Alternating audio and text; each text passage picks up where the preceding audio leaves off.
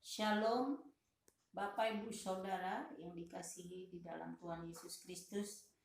Kita akan masuk dalam firman Tuhan pada pagi hari ini yang terambil di dalam kitab 2 Samuel pasal yang ke-9 ayat 1 sampai 13, di mana lembaga Alkitab memberikan perikopnya Daud dan Mefiboset.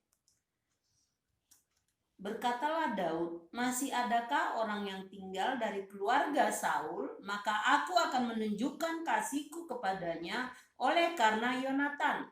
Adapun keluarga Saul mempunyai seorang hamba yang bernama Ziba. Ia dipanggil menghadap Daud, lalu raja bertanya kepadanya, "Engkaukah Ziba?" Jawabnya, "Hamba tuanku." Kemudian berkatalah raja, "Tidak adakah lagi orang yang tinggal dari keluarga Saul? Aku hendak menunjukkan kepadanya kasih yang dari Allah." Lalu berkatalah Ziba kepada raja, "Masih ada seorang anak laki-laki Yonatan yang cacat kakinya." Tanya raja kepadanya, "Di manakah ia?" Jawab Ziba kepada raja, "Dia ada di rumah Makhir bin Amiel di Lodebar." Sesudah itu Raja Daud menyuruh mengambil dia dari rumah Makhir bin Abimiel dari Lodebar, dan Mefiboset bin Yonatan bin Saul masuk menghadap Daud. Ia sujud dan menyembah. Kata Daud, "Mefiboset." Jawabnya, "Inilah hambamu, hamba tuanku." Kemudian berkatalah Daud kepadanya, "Janganlah takut, sebab aku pasti akan menunjukkan kasihku kepadamu oleh karena Yonatan ayahmu. Aku akan mengembalikan kepadamu segala ladang Saul nenekmu, dan engkau akan tetap makan sehidangan dengan aku."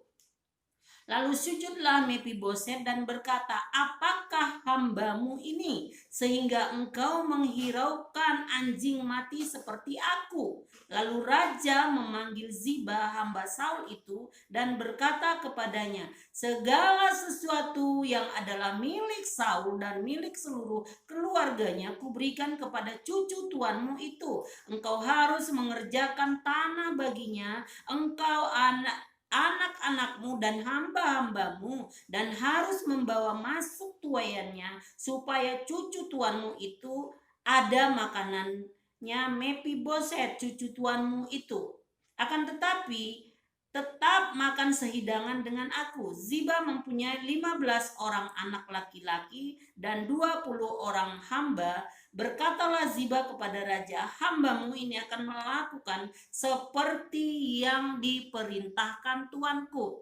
Raja kepadanya, dan Mefiboset makan sehidangan dengan Daud sebagai salah seorang anak raja. Mefiboset mempunyai seorang anak laki-laki yang kecil yang bernama Mika. Semuanya orang yang diam di rumah Ziba adalah hamba-hamba Mefiboset.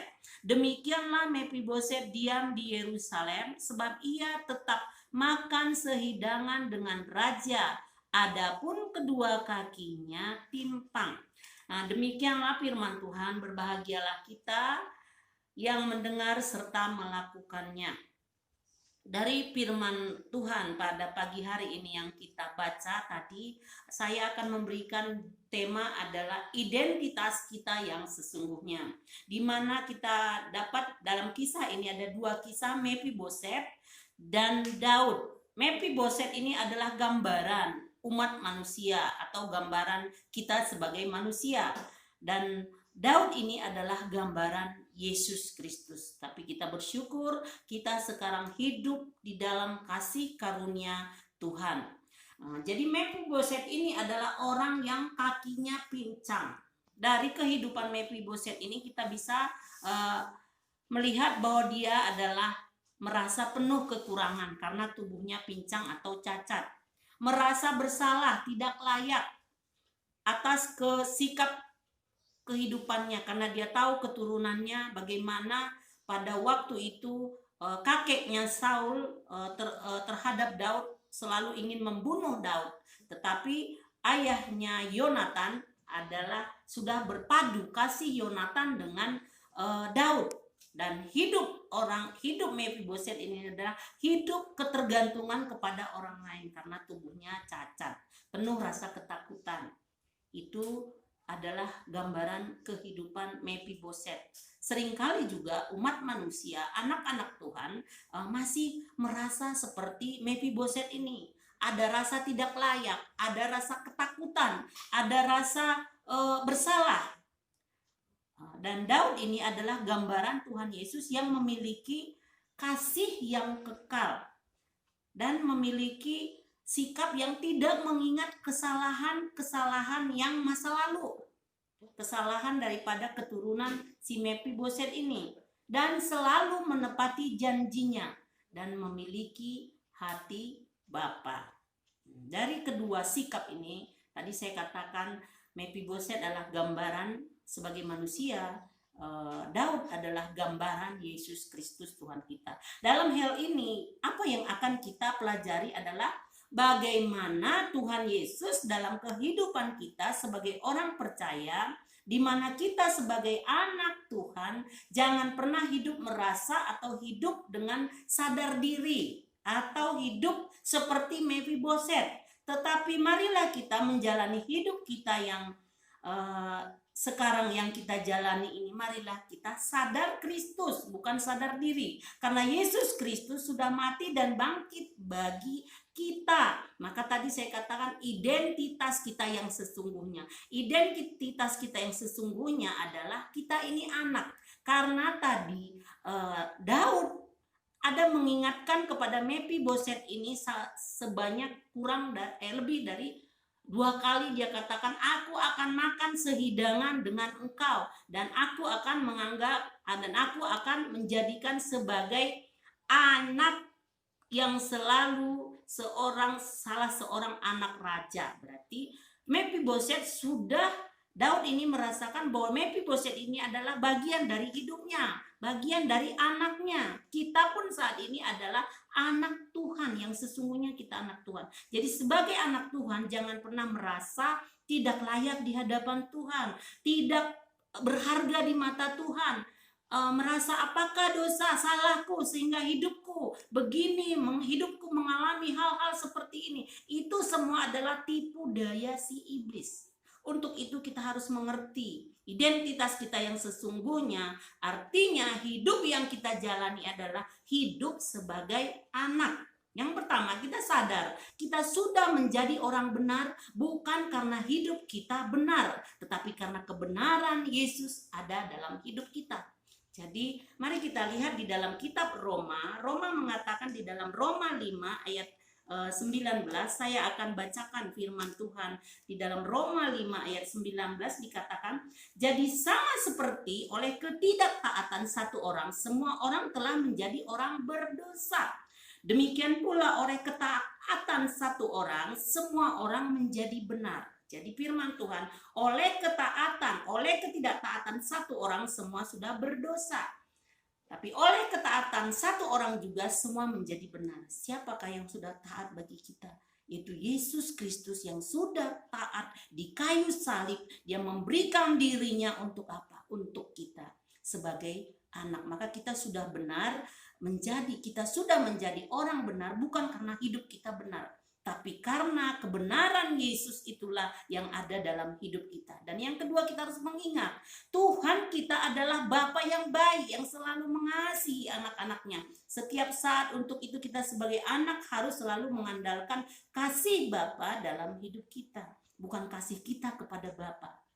Karena hidup kita sebagai anak adalah sepenuhnya bergantung kepada Bapa kita. Kita lihat di dalam kitab Efesus 1 ayat 3. Firman Tuhan katakan, Efesus 1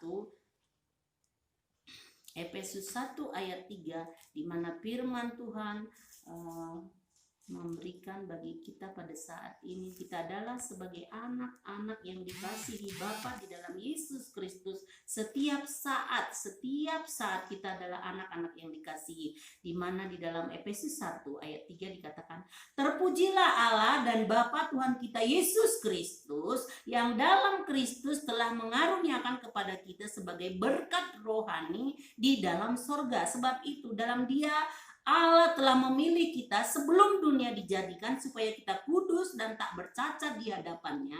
Dalam kasih Ia telah menentukan kita dari semula oleh Yesus Kristus untuk menjadi anak-anaknya sesuai dengan kerelaan kehendaknya. Jadi kita adalah anak-anak yang dikasihi Bapa di dalam Yesus setiap saat dalam kehidupan kita. Artinya hidup kita penuh bergantung kepada Bapa kita. Dan hal yang ketiga kita harus ingat selalu, karena kita adalah anak, maka kita adalah ahli waris. Jadi semuanya yang dijanjikan Bapa itu semua untuk kita anak-anaknya. Ingat, identitas kita adalah sebagai anak yang dikasihi Bapa di dalam Yesus Kristus, anak yang kebenaran Bapa di dalam Yesus Kristus, dan kita adalah anak-anak yang menjadi ahli waris yang sudah dijanjikan bagi kita semua. Dan yang keempat, hidup yang kita jalani jangan melihat kondisi, tetapi marilah kita melihat posisi kita yang sesungguhnya. Jangan melihat kondisi. Seperti Mephiboset, dia melihat kondisinya yang sebagai orang yang cacat, orang yang timpang.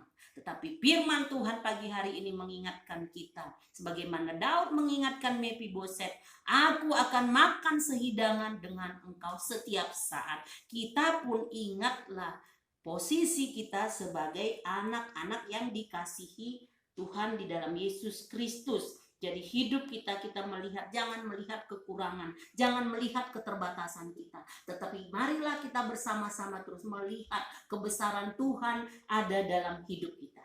Ingat, bagi kita semua, jangan pernah melihat kondisi kita, tetapi marilah kita melihat posisi kita yang sesungguhnya, bahwa Tuhan Yesus yang sudah memberikan kebenaran dan sudah membuat kita sebagai anak dan ahli waris. Apa yang dijanjikan Bapa di dalam Yesus Kristus semuanya akan digenapi dalam hidup kita. Maka firman Tuhan pada pagi hari ini bagi kita semua, Tuhan mengingatkan kembali, identitas kita adalah sesungguhnya adalah anak yang dikasihi. Jadi identitas kita yang sesungguhnya anak yang dikasihi Tuhan di dalam Yesus Kristus. Sebagai perkenanan Bapa di dalam Yesus Kristus ada setiap saat dalam hidup kita. Inilah firman Tuhan bagi kita semua pada pagi hari ini. Ingat bahwa identitas kita adalah anak-anak yang dikasihi, anak-anak yang diberkati, anak-anak yang spesialis di mata Tuhan setiap saat. Mari jangan lihat kondisi yang ada dalam hidupmu, tetapi ingatlah selalu posisi yang ada dalam hidupmu, posisi sebagai anak-anak Tuhan. Demikianlah firman Tuhan bagi kita semua pada pagi hari ini. Berbahagialah kita di dalam Yesus Kristus, karena kita sudah menjadi anak yang diberkati setiap saat. Kita satu dalam doa. Bapa Surgawi, kami sungguh bersyukur atas kasih-Mu, atas kemurahan kebaikan-Mu dalam hidup kami. Karena hidup kami berkelimpahan dalam kasih karunia-Mu.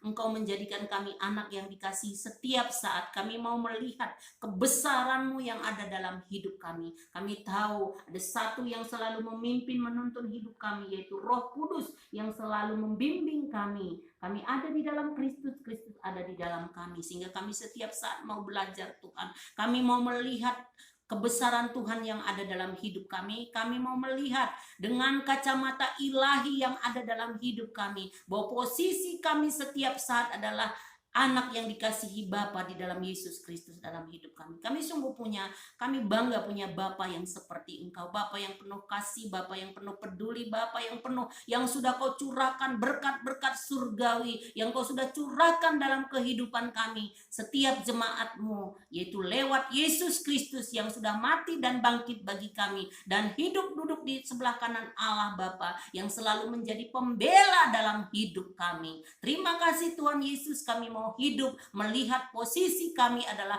posisi anak yang dikasihi Tuhan di dalam Yesus Kristus setiap saat. Terpujilah nama-Mu Bapa, di dalam nama Tuhan kami Yesus Kristus kami mengucap syukur dan berdoa. Haleluya. Amin.